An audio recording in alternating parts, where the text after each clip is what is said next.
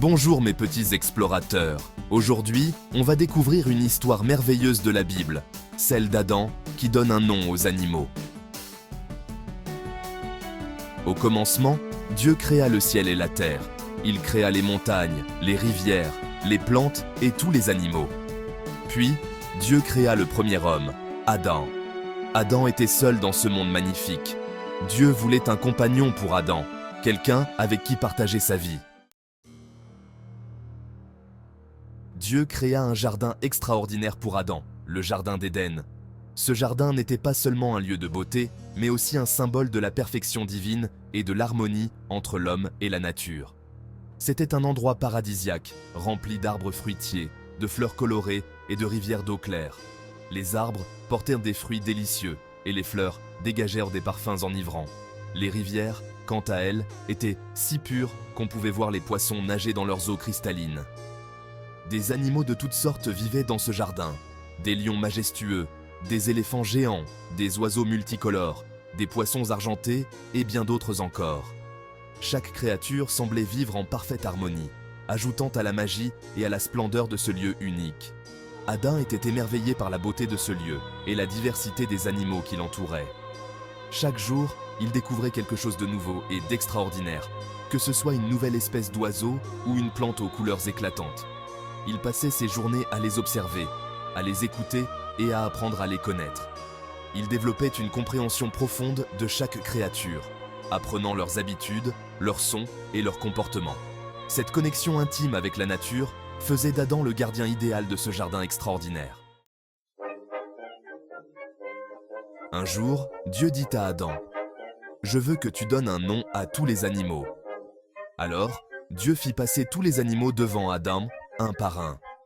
Il y avait des animaux grands et petits, des animaux qui couraient vite et d'autres qui se déplaçaient lentement. Adam regardait chaque animal avec attention. Il observait leur apparence, leur façon de bouger et d'interagir avec le monde qui les entourait. Quand Adam trouvait le nom parfait pour un animal, il le prononçait à voix haute. Chaque nom qu'il donnait était empreint de signification et de compréhension profonde. « Toi, tu seras un lion », disait-il avec une voix pleine de respect et de reconnaissance pour la majesté de l'animal.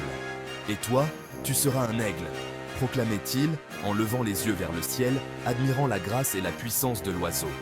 En nommant les animaux, Adam montrait qu'il les comprenait et qu'il les respectait.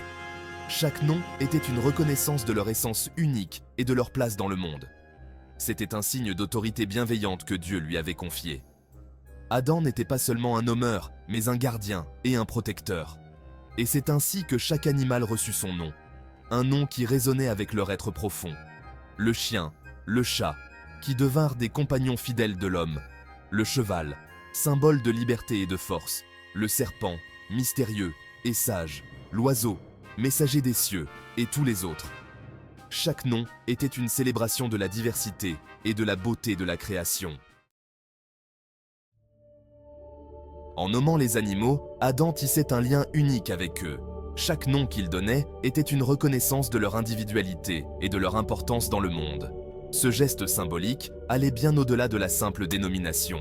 Il établissait une connexion profonde et durable entre l'homme et la nature. Il devenait leur protecteur et leur ami. Cette relation de confiance et de respect mutuel était essentielle pour la coexistence harmonieuse.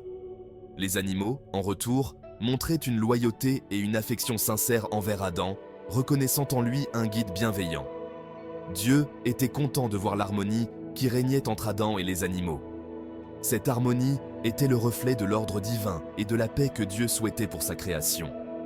La scène était un exemple parfait de l'équilibre naturel voulu par le Créateur.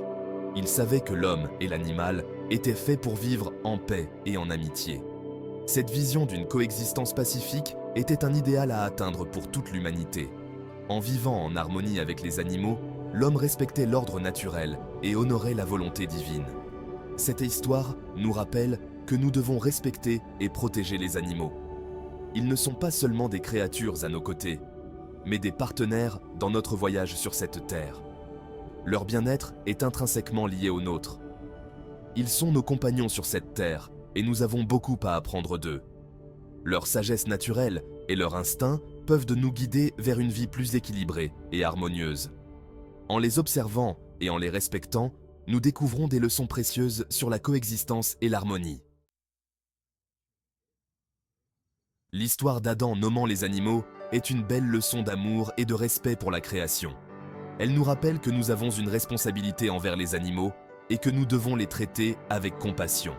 Alors, la prochaine fois que vous croiserez un animal, souvenez-vous d'Adam et du lien spécial qui unit l'homme et l'animal. À bientôt pour une nouvelle histoire de la Bible.